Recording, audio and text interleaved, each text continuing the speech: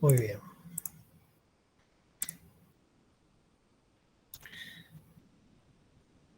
Hoy vamos a ver entonces problemas de valores de contorno.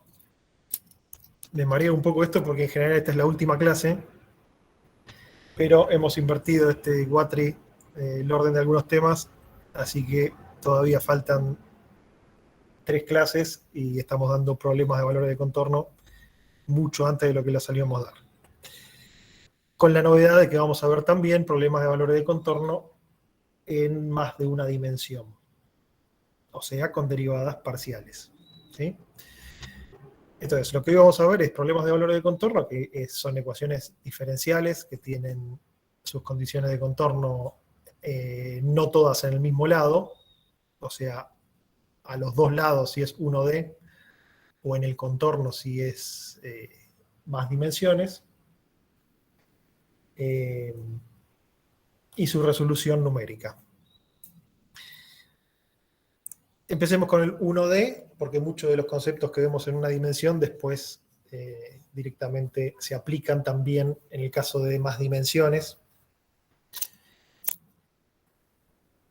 Pero como para introducir, los problemas de valores de contorno representan una gran cantidad, yo diría, una gran porción de los problemas que resolvemos en ingeniería, problemas físicos, ¿sí? En general, que están representados por ecuaciones diferenciales, que en general vienen de alguna conservación de alguna magnitud, sea masa, concentración de contaminantes, como en este caso del trabajo práctico, energía térmica, electromagnetismo, en fin, todas las ecuaciones que verán o ya empezaron a ver en física 2, termodinámica, estabilidad,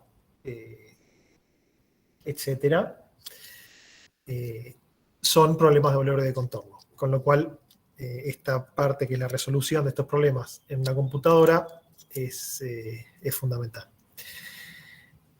Estos problemas de valores de contorno, por lo menos en una dimensión, están en general asociados a la variable independiente de dimensión, ¿sí? De longitud.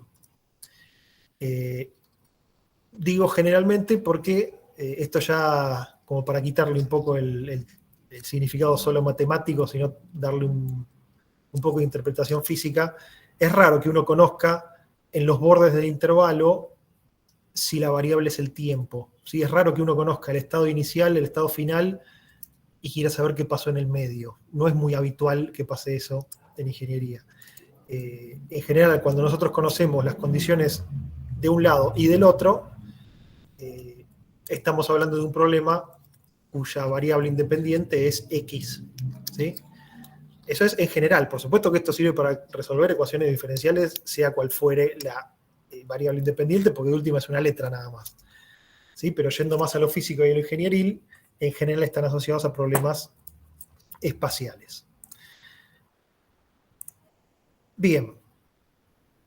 Acá tenemos, por ejemplo, un problema de valores de contorno. Digo yo que esto es un problema de valores de contorno. Vamos a ver, ¿qué lo hace problema de valor de contorno y no problema de valores iniciales? Vamos a ver, acá tengo la ecuación diferencial. 0,1 u segunda más u prima más u igual a 0. ¿Eso es un PBI o un PBC?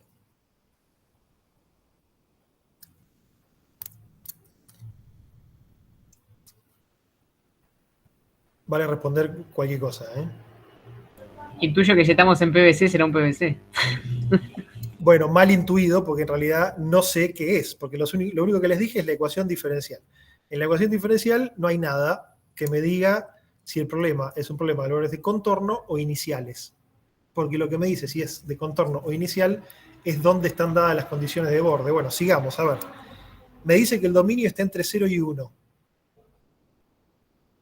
¿Eso me dice algo que es un PBI o un PBC? No, tampoco. Tampoco, porque el dominio está entre 0 y 1. Podría ser tranquilamente un problema de valores iniciales, como los que resolvieron todas las clases anteriores, incluso el del TP, que empiece en 0, termine en 1, pero que las condiciones estén dadas en 0 todas o en 1 todas. Sin embargo, acá a la derecha me está mostrando las condiciones de borde. Y me está mostrando U en 0 igual a 0 y U en 1 igual a 1. Esta es la novedad. ¿Se ve dónde está la manito? Sí, sí. Bueno, entonces, la novedad es que tengo una condición de contorno del otro lado. Hasta ahora esto no era una posibilidad. Si yo tenía condiciones de contorno, las tenía todas siempre sobre el mismo punto, sea 0 o sea el 1, pero estaban todas sobre el mismo punto. Podía ser sobre U, sobre O', sobre U segunda, sobre lo que quieran, pero siempre en el mismo punto. Por eso se llama problemas de valores iniciales. Ahora tenemos condiciones a los dos lados, con lo cual, como mínimo, tiene que haber dos condiciones, porque si no, no podría tenerlas a los dos lados, porque en una dimensión el contorno son dos puntos, el punto izquierdo y el punto derecho. Eso significa que la ecuación diferencial, esta que está acá a la izquierda, tiene que tener orden 2, porque si no tuviera orden 2, entonces no podría yo imponerle dos condiciones de contorno. Si fuera una ecuación diferencial de orden 1, entonces yo podría ponerle solamente una ecuación, una condición de contorno. ¿Sí? Entonces eso hace que los PVC sean ecuaciones diferenciales de orden 2 como mínimo.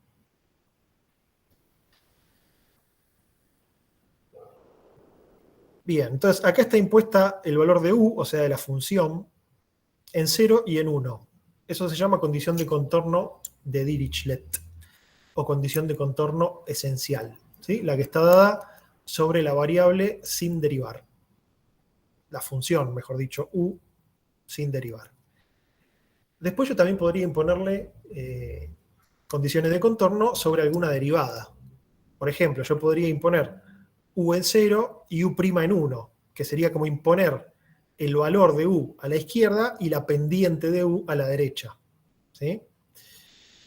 Otra opción sería poner U' en 0, o sea, la pendiente de la función U del lado izquierdo, y U en 1 sin derivar. Cuando yo impongo la derivada, estoy hablando de condición de contorno de Neumann, o condición de contorno natural. ¿Sí? Alguna de estas denominaciones es más matemática, otra es más física. Por eso me interesa que conozcan las dos denominaciones. ¿Podría yo poner U' de los dos lados? ¿Qué les parece?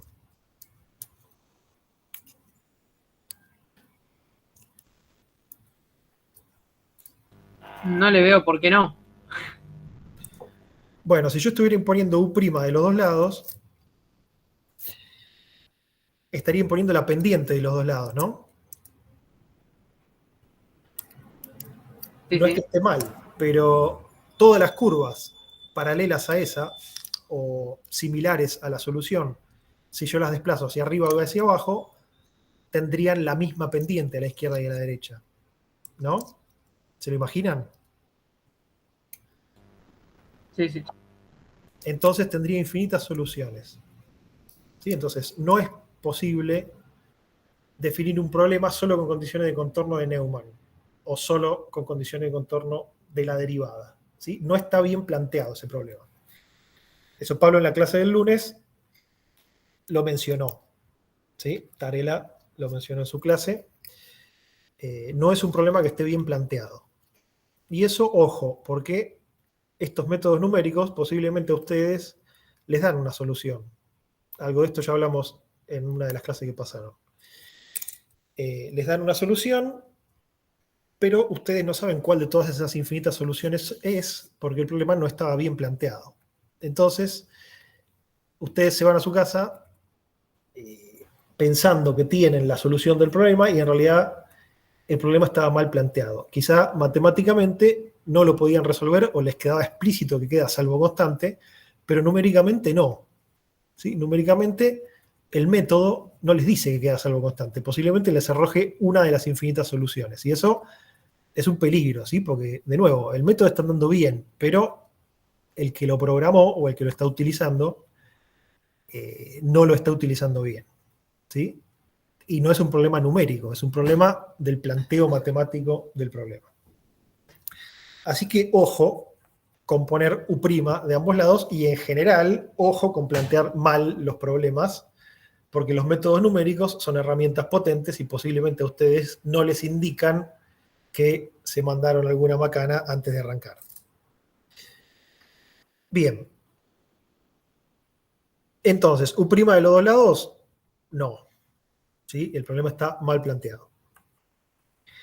Vamos a resolver este problema. Para resolver un problema necesito mi ecuación diferencial, el dominio y las condiciones de contorno. Me dice hallar la solución numérica por un método directo centrado. Bueno, quedémonos con lo de centrado. Me dice cuál es el paso y resolver y graficar. Perfecto. Después me dice resuelva por método de upwinding, que es otro método que no es el centrado. Y después compare con la solución. Bien, vamos a hacerlo. Antes de empezar a resolver, veamos un poco esta ecuación diferencial. Fíjense lo que pasa. Este factor que está acompañando a U segunda es mucho más chico que el que acompaña a U'. Cuando sucede eso, yo tengo el término con U segunda muy disminuido, ¿sí? Porque tiene un número que lo está multiplicando muy chiquitito. Eso genera un efecto que se llama capa límite. ¿Sí? Entonces, matemáticamente yo me puedo dar cuenta de estos problemas si el factor que multiplica a U segunda es mucho más chico que el que multiplica a U'. Eso hace que el término de U' gane, lo pise, al que está con U segunda. Y entonces lo que produce eso es una variación muy brusca de la solución. ¿Sí? Cuando ustedes tienen una solución de variación muy brusca, o sea, de derivada primera muy alta, hay una alta chance de que tengan problemas numéricos. ¿Sí? Acuérdense que Euler, por ejemplo, si yo quisiera resolver esto con Euler, estima la derivada en este punto antes de pasar al punto siguiente. Entonces quizá estima la derivada acá y me lo manda por acá arriba. Al pasar al siguiente paso, me lo manda por acá abajo. Entonces tiene todo un serrucho porque básicamente la derivada está cambiando muy rápido. Eso lo hace inestable, ¿sí? Pero eso es matemáticamente. Físicamente, ¿qué quiere decir un problema de capa límite? Bueno, si esta curva azul es un campo que yo estoy calculando, es un campo que viene suave en la mayoría del dominio, pero llegado al borde cambia muy bruscamente. Cambia muy bruscamente. ¿Ustedes conocen fenómenos físicos que les pase esto? Eso no sucede en fluidos incluso, creo que es algo que se ve la capa límite. Claro, claro. Bueno, el problema de fluidos es un problema de velocidades, ¿no? La incógnita a resolver es la velocidad y lo que queremos resolver es la velocidad en un dominio. Bueno, exactamente, en un problema de fluidos, la capa de fluido que está pegada a la pared está detenida por la fricción que hace con la pared. Entonces velocidad nula. Pero 1 milímetro hacia adentro ya tenemos la velocidad del flujo desarrollada.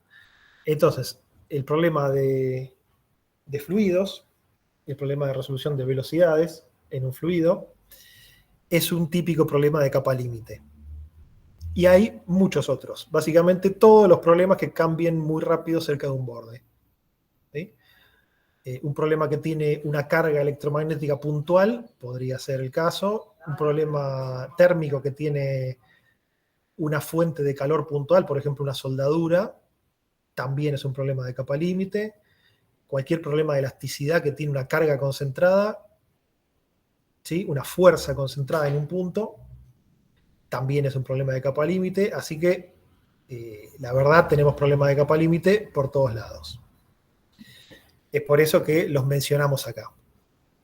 Bueno, pero ¿cuál es el efecto que se da al ser el factor que acompaña a U segunda mucho más chico que el que acompaña a U'?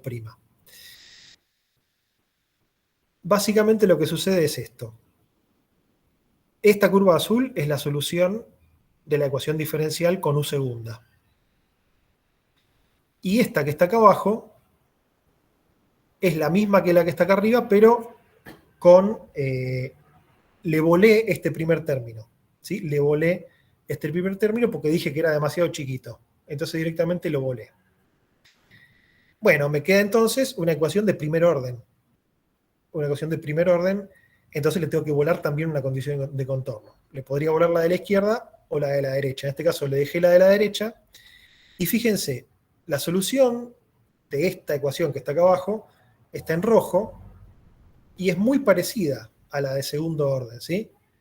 Es muy parecida en prácticamente todo el dominio. Y eso justamente porque este término era muy chiquitito y no importaba mucho a la hora de definir la ecuación de segundo orden. La que me quedó de primer orden varía así suavemente y acá vale un valor cualquiera. ¿Sí? Es una función de variación suave.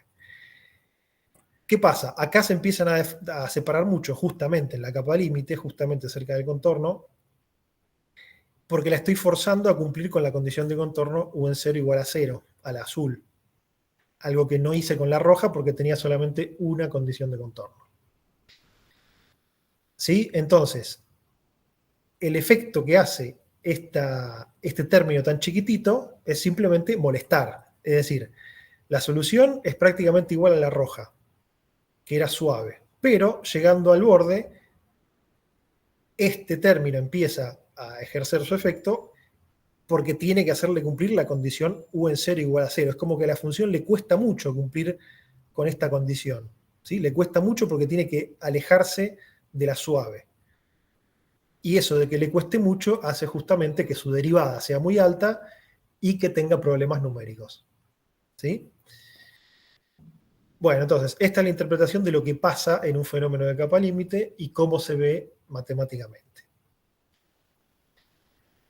Bueno, sea como fuere, nosotros tenemos que resolver el caso de la curva azul, no el de la curva roja, porque así está dado nuestro problema.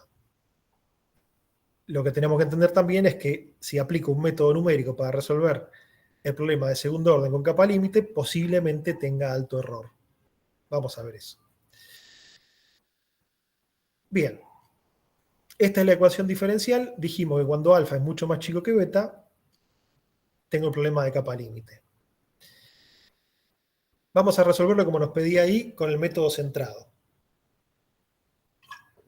El método centrado lo que nos dice es reemplace todas las derivadas de la ecuación diferencial por un operador centrado. A ver, esta es la ecuación diferencial. Entonces, U segunda, reemplácelo por la discretización de la derivada segunda centrada. ¿Se acuerdan cuál era esa discretización? ¿Se la acuerdan de memoria? ¿La de U segunda? La verdad que no, te la deduzco si querés, pero de memoria no. Bueno, esta les conviene sabérsela de memoria, porque se usa, se toma, conviene que la tengan en la punta de los dedos, ¿sí? Entonces, la de U segunda centrada, que no queda otra, porque para representar una U segunda necesito sí o sí 3 puntos, y después las de U' también sépanlas, es la más fácil, porque es delta U sobre delta X, esa es la de U'. Delta U sobre delta X. Puede ser en adelanto, en atraso o centrada. En el método centrado, obviamente, vamos a usar la centrada. Y después U no es otra cosa que la función evaluada en el punto en el cual yo estoy centrando.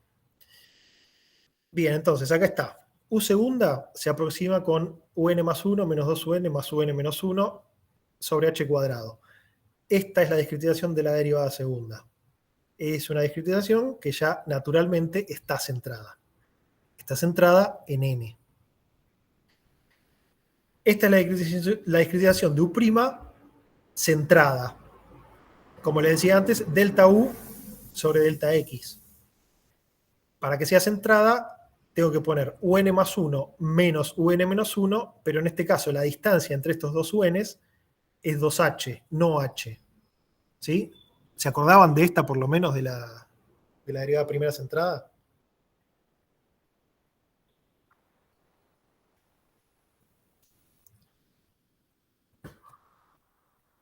¿Alguien que no sea Josué? Sí, sí, es así. Bueno, perfecto. Bien, entonces, los métodos de PVC realmente son muy simples. Fíjense que los métodos de PVI, estuvimos 3 clases, vimos, no sé, un montón de métodos, runge-guta, conservativo, multipaso. Bueno, en el caso de PVC no se usan tantos. Es decir, simplemente se reemplaza la derivada por algún operador A esto lo llamamos operador también. Y se resuelve, ¿sí? Entonces lo que hicimos fue reemplazar U segunda, reemplazar U prima por su operador. Bien, entonces pongámoslo acá en la ecuación diferencial, reemplazo U segunda por su discretización, reemplazo U prima por su discretización. Pero para que me quede cómodo, me conviene separar las U's, ¿sí? Sacar factor común, UN más 1, UN o UN menos 1. ¿Qué es lo que hago acá abajo? Todo lo que multiplicaba a UN menos 1, es decir, alfa sobre h cuadrado menos beta sobre 2h, acá está en este paréntesis, todo lo que multiplica a un, o sea, menos 2 alfa sobre h cuadrado más 1, y todo lo que multiplica a un más 1, o sea, alfa sobre h cuadrado más beta sobre 2h. Ahí está. Esta se llama entonces ecuación en diferencias, porque yo ya reemplacé las derivadas por sus diferencias finitas, ¿sí? Entonces esta se llama ecuación en diferencias. Y esta que estaba acá arriba se llama ecuación diferencial. ¿Sí? Esta todavía es la ecuación matemática. Esta ya es una discretización numérica. Bien. Después me decía que el paso h, yo tengo que definir cuál es el paso h. Me decía que valía 0,25. Perfecto, entonces en este caso, este es mi eje X, o sea, mi dominio está entre 0 y 1, y lo tengo que subdividir con un paso 0,25. Entonces tengo U0, U1, U2, U3 y U4, y estos que están acá abajo son los valores de X. Esto que está marcado acá en rojo es mi operador. Lo llamo operador. Fíjense, este es el operador. Todo lo que está entre paréntesis son valores que yo conozco, son datos. ¿Sí? Alfa, beta y h son datos. Alfa y beta son una propiedad del problema matemático y h mi discretización del problema numérico. Y un-1, un y un más 1 van a ser incógnitas o datos, dependiendo de cuáles sean incógnitas y cuáles sean condiciones de contorno. Pero lo que es importante es que este es un operador de 3 puntos. ¿Los ven acá? n-1, n y n más 1. Es un operador que tiene de ancho 3 puntos. ¿Sí? Entonces yo acá discreticé ya mi dominio y si quiero plantar el operador centrado en U1, entonces voy a necesitar U0 y U2. ¿Se entiende esto? Esta forma de graficar, digamos, el operador. Sí, sí. Perfecto. Entonces, al ser un operador de 3 puntos, simplemente tengo que imaginármelo y siempre conviene que yo esté pensando dónde lo estoy plantando, ¿sí? Dónde estoy poniendo este operador centrado. Bien. ¿Cuántas incógnitas hay en este problema?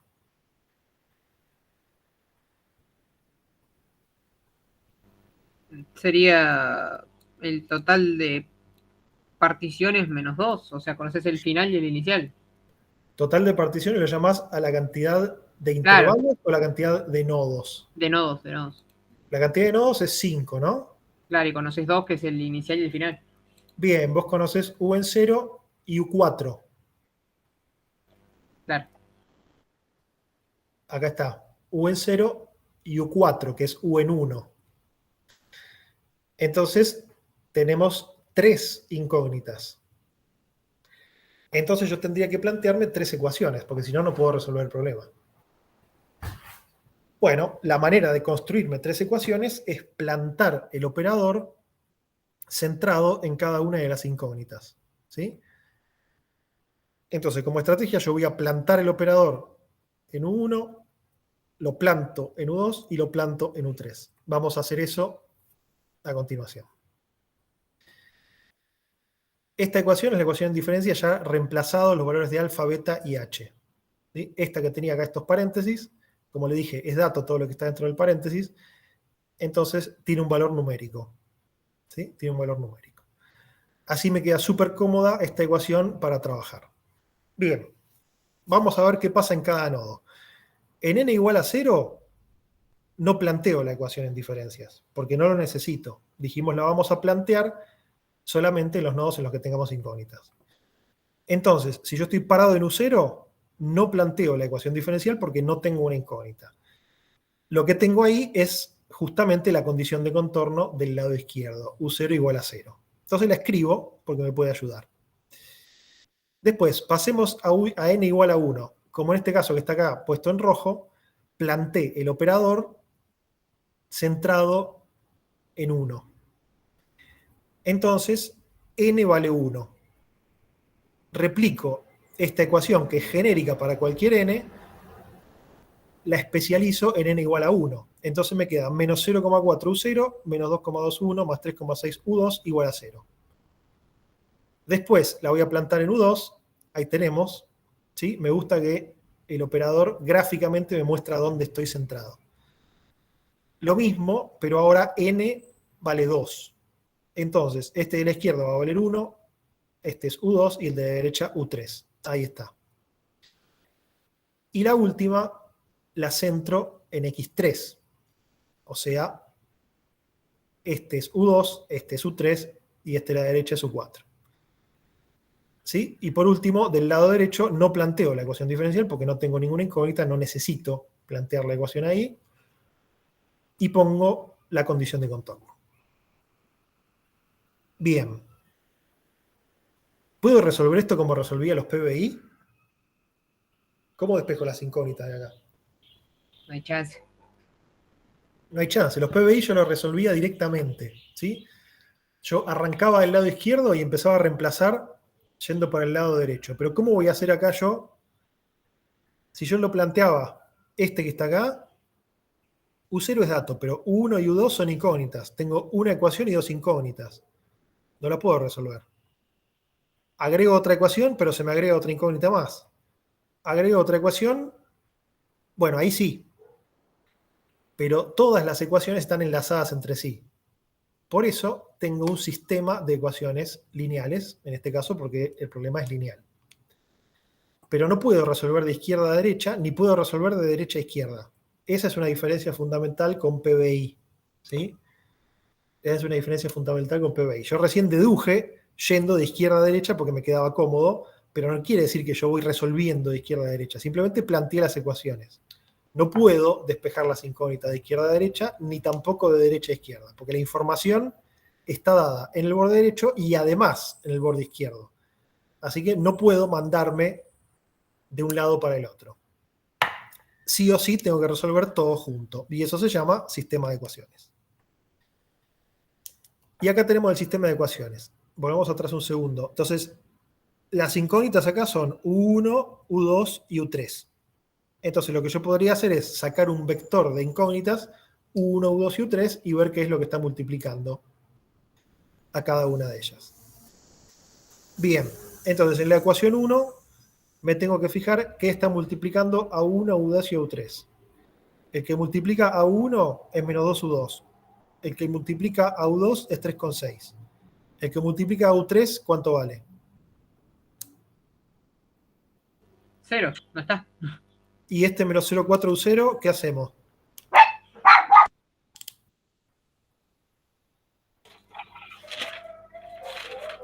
¿Qué hacemos con el menos 0,4 U0? ¿Es dato o es incógnita U0? Es dato. Es un resultado, lo poner al otro lado del igual de último. Lo tenemos que pasar del otro lado del igual. Ahí está, ¿se ve? Justo U0 valía 0, con lo cual no tuvo ningún efecto pasarlo del otro lado del igual, pero de todas formas lo tengo que pasar porque podría ser que no valiera 0. Entonces, de esta primera ecuación, solamente tengo dos valores que están multiplicando las incógnitas, U3 no aparece, así que acá hay un 0, y esto es la condición de contorno pasada del lado derecho, cambiada de signo. Bien, la ecuación del medio, todas las incógnitas están multiplicadas por algo. Menos 0,4, 2,2, 3,6. De la derecha me va a quedar un 0. Ahí está, ¿se ve? Y en la última, 0,4 multiplica una incógnita, 2,2 a otra, y 3,6 U4 es dato, porque U4 vale 1. Entonces esto pasa del otro lado del igual. Cambiado de signo porque le estoy pasando del otro lado. Perfecto, entonces ya me quedó un sistema de 3 ecuaciones con 3 incógnitas, lo resuelvo de la manera que a ustedes les guste más. Fíjense que esta matriz es tridiagonal. Esta matriz es tridiagonal. Bueno, quizá hay algún método de los que vimos antes que me sirve más que otros. Bueno, sea como fuere, lo resuelvo y acá me da el valor de U1, U2 y U3. 2,74, 1,67, 1,3311. Listo, ya lo resolví. Otra opción que sirve más para programarlo en la computadora es no pasar del lado derecho los datos, sino hacer un vector largo que tenga todos los puntos, incluso los bordes. Incluso los bordes. Y entonces, en los que yo estoy poniendo la condición de contorno, los reemplazo por el canónico. ¿Se ve? Los reemplazo por el canónico. Y del lado derecho, la ventaja es que no tengo esto acá que pasar algunos términos a mano. Siempre vale 0, salvo en los puntos en los que estoy imponiendo la condición de contorno, donde tengo que poner el valor de la condición de contorno. Obviamente, fíjense, la primera ecuación es U0 igual a 0, y la última es U4 igual a 1. El canónico lo que hace es que me sobreviva solamente una incógnita, la despejo, digamos, pero del lado derecho tiene que estar el valor de esa incógnita, entre comillas, porque ya no es más una incógnita, es un dato, ¿sí? Porque ya está despejada. Entonces, esto es muy conveniente para programarlo porque a ustedes les permite, primero, hacer acá a la derecha un vector todo de ceros sin ver cuáles son los términos que tienen que estar pasando. Y después les permite imponer condiciones de contorno donde ustedes quieran. Podrían haberla impuesto en la 1, en la 2, en la 4. Siempre y cuando pongan el canónico que corresponde, ustedes podrían poner condiciones de contorno en distintos lugares del dominio.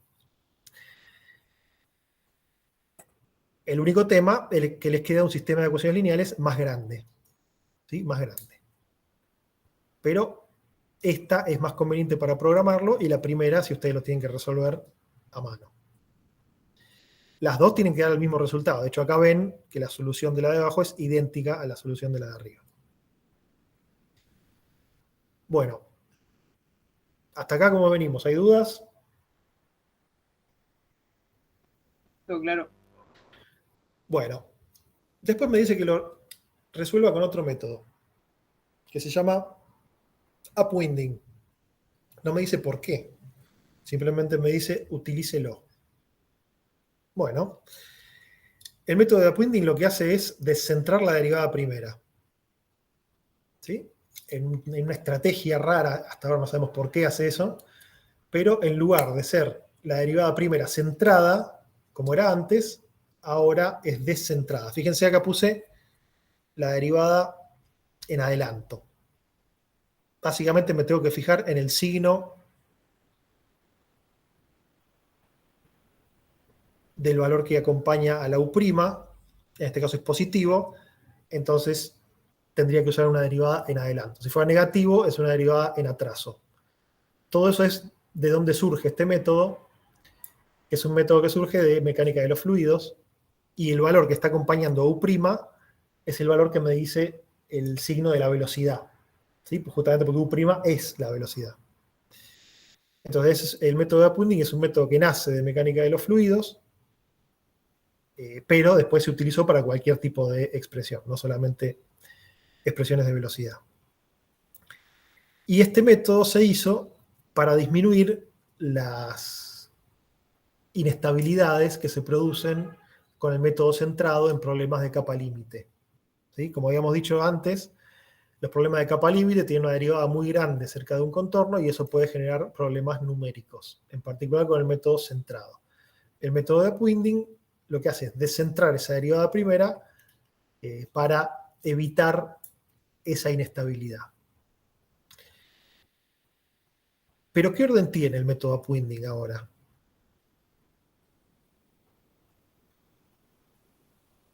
Va a quedarse con el orden que le da la derivada primera, ¿no? Claro, bueno, quizás tendríamos que habernos preguntado cuál era el orden del método centrado. Para saber el orden de un método tenemos que ver todo lo que estamos haciendo. Todas las discretizaciones que estamos involucrando, incluso si hay condiciones de contorno, las tenemos que evaluar. ¿Cuál es el orden de esta discretización de la derivada segunda.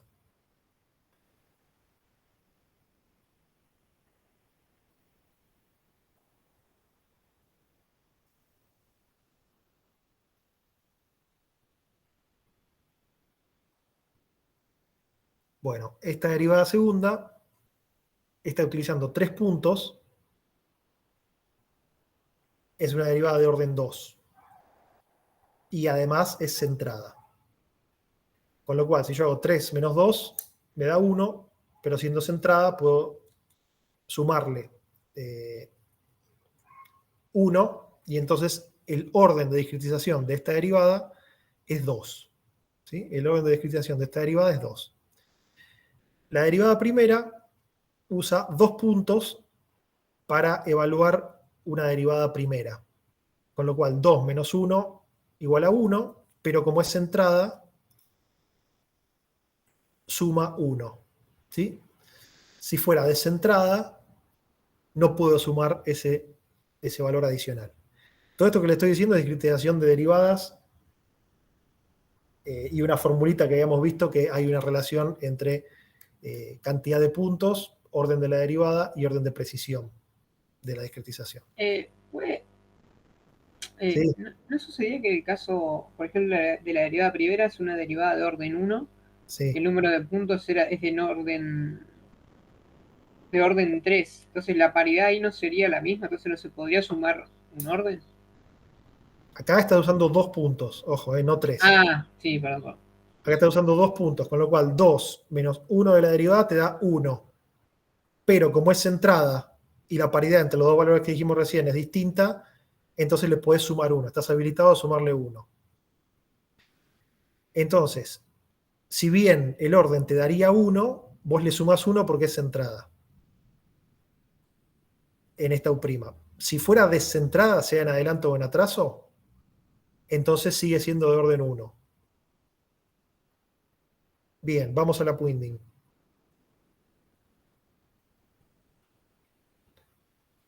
Esta U segunda es de orden 2, porque es la misma que antes. Pero esta U' es descentrada. Entonces tiene orden 1. ¿Cuál es el orden resultante de todo el método? Y el peor, el 1. El peor. ¿Sí? Básicamente el error se me va a montar sobre el error, sobre el orden más chico. ¿Sí? En donde yo no tenga cuidado, todo el error se me va a montar sobre eso, por más que el resto sea muy preciso. No me sirve que sea muy preciso. Solo una parte. Entonces no es que si esto es de orden 1 y esto es de orden 2, el orden es 1,5. No. El orden es 1, fin. Así que yo no voy a querer mezclar, si de mí depende, nunca voy a poner algo que tenga orden 1 si todo lo demás tiene orden 2. Básicamente estaría tirando a la basura el orden del método. ¿Sí? Pero este método es así, con lo cual no me queda otra. Y este upwinding es de orden 1. Entonces tiene una ventaja y una desventaja. La ventaja es que evita las inestabilidades que produce un problema de capa límite con el método centrado. Pero la desventaja es que pierde un orden. Bien, entonces reemplacemos en la ecuación diferencial. Esta primera parte es igual y acá, en lugar de poner la derivada centrada, pongo la derivada en adelanto que reemplacé recién.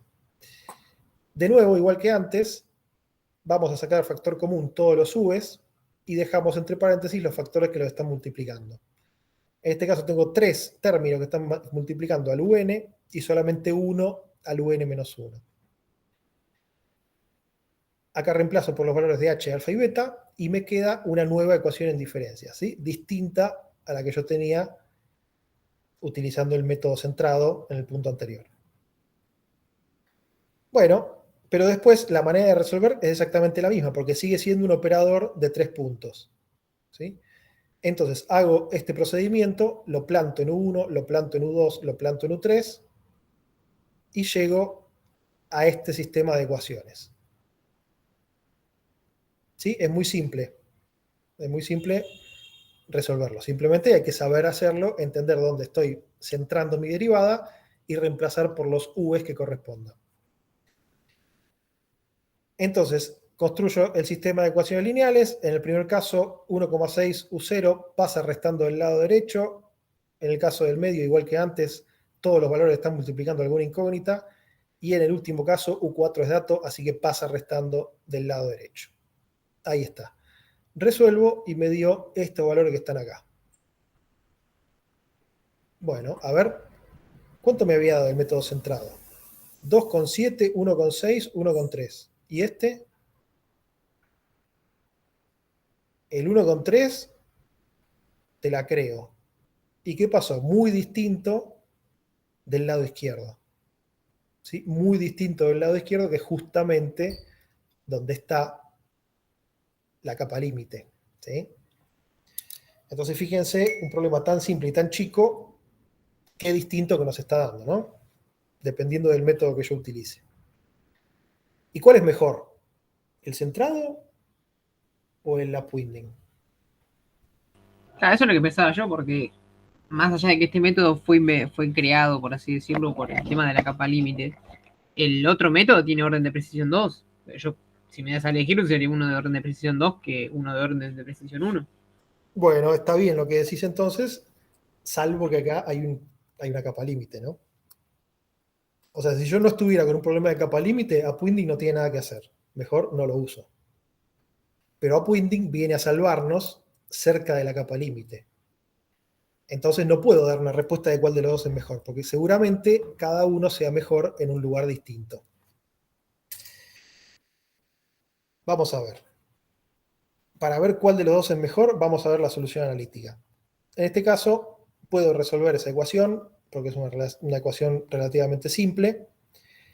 Esta es la solución. Entonces ahí tenemos la solución analítica exacta, matemática, de la resolución de la ecuación diferencial. Entonces tengo u de x en función de x. Lo que puedo hacer es evaluar las x en los nodos o en los puntos que yo había discretizado antes y ver cuánto me da. Y acá está la respuesta. Esto es lo que me da mi solución analítica. Entonces ahora podría yo ver cuál de las dos es mejor. Bien, acá tenemos entonces del lado izquierdo el problema que resolvimos recién. La solución analítica es esta que está en azul, evaluada en algunos puntos, si no sería una función más suave, obviamente no va a tener estos cambios de pendiente tan bruscos. Y después, en rojo está la de upwinding y el método centrado está en verde. Bueno, ¿qué pasó? El método centrado tuvo problemas cerca de la capa límite, o sea, cerca del lado izquierdo. ¿Sí? Básicamente acá tuvo una inestabilidad, no se ve mucho, no se ve tanto, pero tiene una inestabilidad porque está bastante alejada, en este caso hacia arriba. Pero después, lejos del borde izquierdo, la solución verde se pega un montón al azul. ¿Sí? Porque el orden es muy bueno del método centrado. Es orden 2. Entonces fíjense que lejos del lugar de capa límite, la solución se pega muy bien a la curva. Por eso es que es de orden 2. Pero acá tiene el problema grande. El método upwinding acá cumplió bastante bien, pero después le costó más pegarse a la solución, ¿se ve? Se mantuvo bastante alejado porque es un método de orden 1. Entonces, en conclusión, upwinding anduvo bien cerca de la capa límite, pero el método centrado anduvo mejor lejos de la capa límite. Acá tengo el mismo problema, pero exagerado. En vez de poner h 0,25, utilicé un h más chico y después exacerbé más todavía la diferencia entre los dos términos. Acá era un orden de magnitud, la diferencia entre alfa y beta. Acá le puse 2 órdenes de magnitud, o sea, 100 veces más chico el alfa que el beta.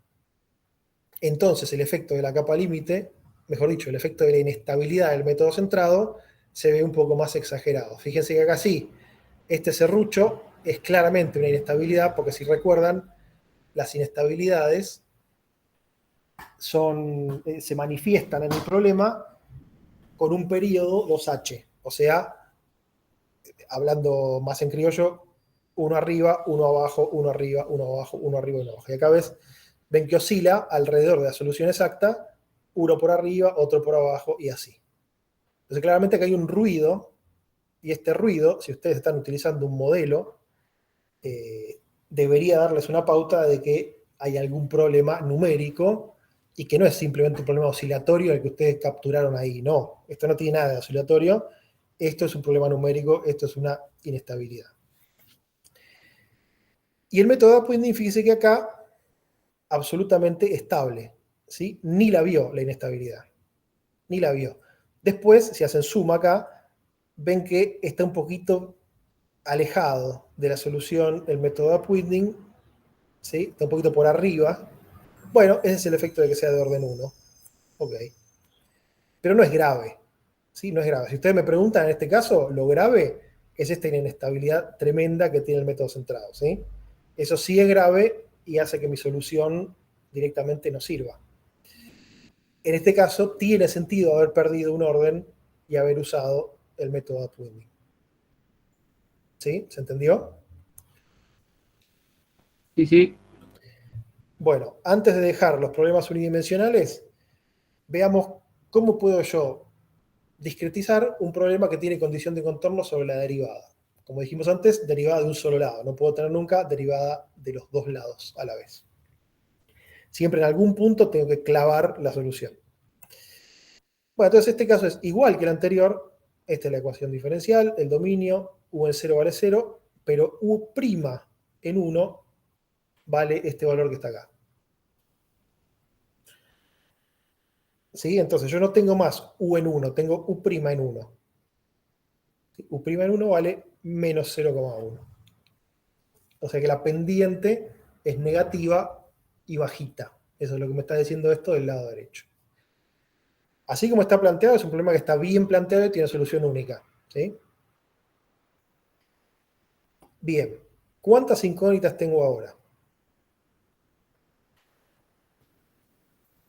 Se agrega la. Ahora no conoces U4 técnicamente. O sea, la condición en U4 no la conoces ahora. Claro, no conozco un 4, entonces es una incógnita. Perfecto. ¿Y cuántas ecuaciones tengo?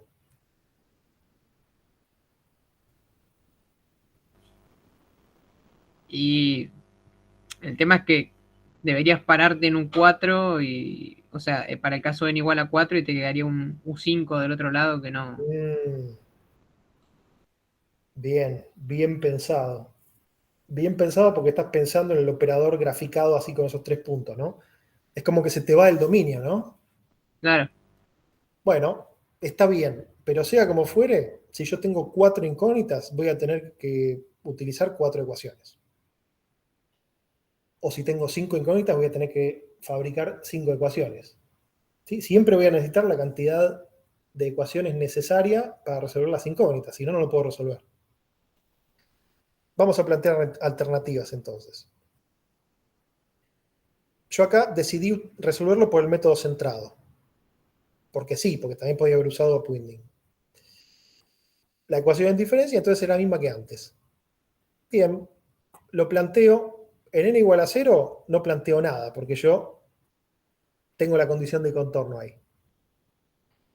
Entonces U0 vale 0. Después lo planteo en n igual a 1, n igual a 2 y n igual a 3. Esto es igual que antes. ¿Sí? No cambió nada. Y ahora tengo distintas alternativas. Vamos a ver cada una de ellas, a ver cuál les gusta más.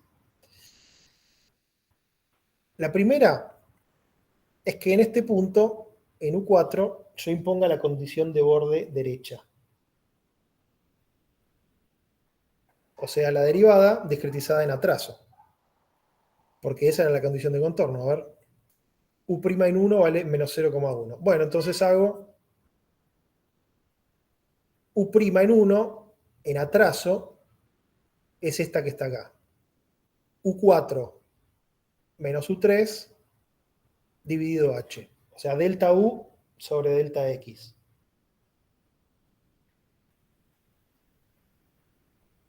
Y ahí me fabriqué la cuarta ecuación.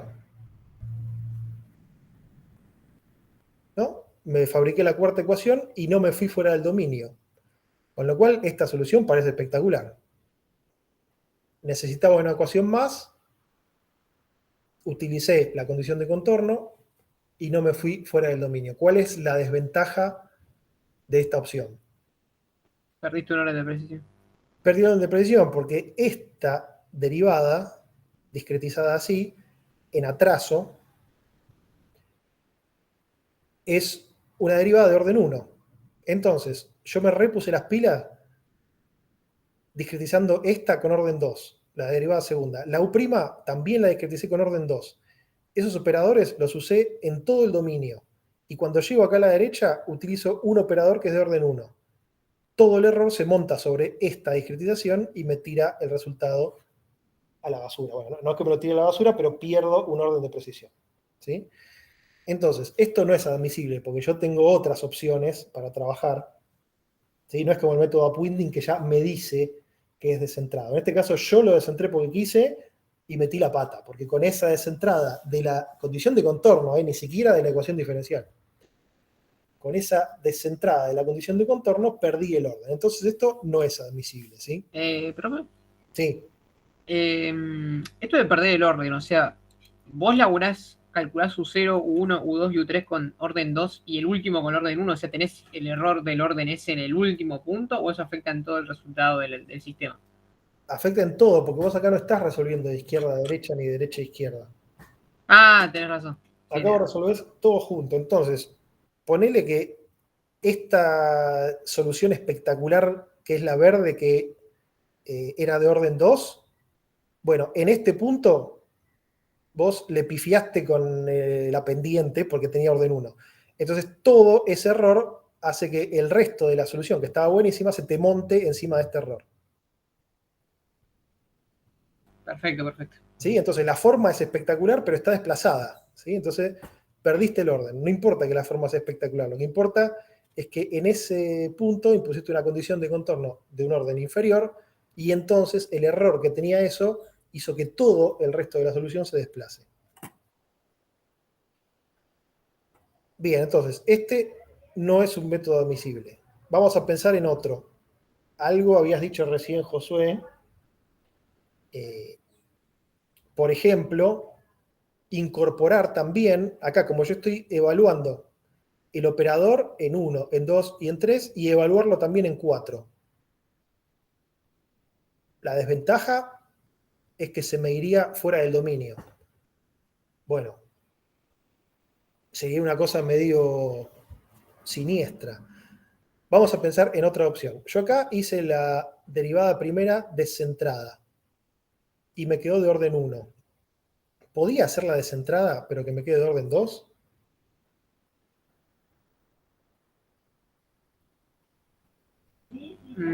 ¿Deberías cambiar el número de puntos? Claro.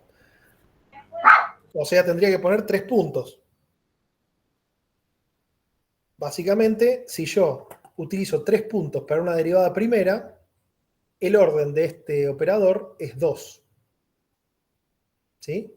El orden de este operador es 2, porque es 3 menos 1 igual a 2. No le puedo sumar 1 porque no es centrada.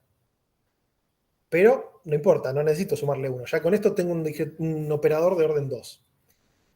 Bueno, entonces esta opción es perfectamente factible. Yo planteo la ecuación diferencial en 1, en 2 y en 3. Y después en U4 pongo un operador descentrado de orden 1, que es este que está acá. Este es más difícil, yo la verdad no me lo acordaba de memoria. Este quizá lo hubiera tenido que deducir. Pero no importa, sea como fuere, uno lo puede construir y entonces tiene el operador descentrado de 3 puntos para la derivada primera. ¿Sí? ¿Se entendió este? Es simplemente un operador con más puntos. Bueno, entonces en n igual a 4 agrego esta ecuación, o sea, esta que está acá arriba. Y resuelvo con este. Y este sí tiene orden 2. La única desventaja es que estoy utilizando un operador más grande de lo que venía usando. Y distinto, porque las derivadas primeras yo no las estaba discretizando en adelanto o en atraso con 3 puntos. ¿Sí? Bien, entonces veamos la opción 3, que también está bastante buena. La opción 3 es plantear la ecuación en n igual a 4 y después también la ecuación de la condición de contorno. La condición de contorno centrada. ¿Sí? La condición de contorno centrada era U5 menos U3 sobre 2H. Pero este U5, ¿quién es? Porque este U5 está fuera del dominio. No tiene sentido físico. ¿Sí? Este U5 se llama nodo fantasma. Matemáticamente no tiene ningún conflicto, ¿sí? Porque es simplemente el valor de X es 1,25 y el valor de U es lo que me dé el resultado. O sea, matemáticamente simplemente es agrandar el eje X hacia la derecha. Pero físicamente es un pecado mortal, porque del lado derecho de X yo podría no tener un sistema, no es que el sistema es más largo. Mi sistema va de 0 a 4. ¿Sí? Del lado de afuera, no sé, me caí fuera del caño, fuera del ambiente, fuera del río. O sea, físicamente realmente no tiene ningún sentido ese U5. Pero bueno, no importa. Me hago un poco el sonso y lo utilizo matemáticamente. Entonces, podría yo utilizar esta derivada primera con 2 puntos centrada, hace uso del U5, con lo cual se me genera una incógnita más. Entonces tengo que plantear una ecuación más. Bueno, esa ecuación va a ser la ecuación diferencial n igual a 4. ¿Sí? O sea, así como yo venía planteando las ecuaciones diferenciales en 1, 2 y en 3, también la puedo plantear en 4 y además plantear la derivada primera con el nodo fantasma. Entonces, acá están las dos. Esta primera es la condición de contorno con el nodo fantasma. Y esta segunda es la ecuación en diferencias evaluada en n igual a 4, también con el nodo fantasma. Entonces, como las dos tienen el nodo fantasma, puedo despejarlo y reemplazar el de uno en otra. Por ejemplo, en esta primera podría despejar U5 y reemplazarlo acá abajo. Lo hago porque me está molestando el U5, porque físicamente no tiene sentido, ¿sí? Entonces, por eso lo quiero eliminar de estas ecuaciones.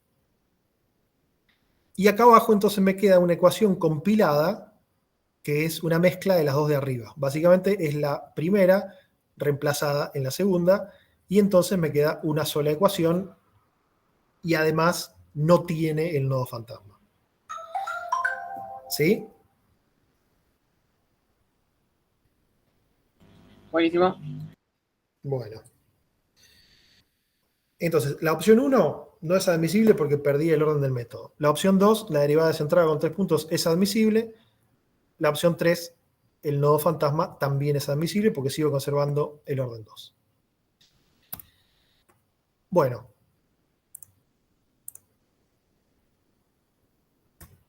¿Dudas hasta acá? Porque acá terminamos con PVC de una dimensión. A partir de ahora vamos a seguir con PVC de 2 dimensiones, pero antes vamos a hacer un descansito, así están frescos.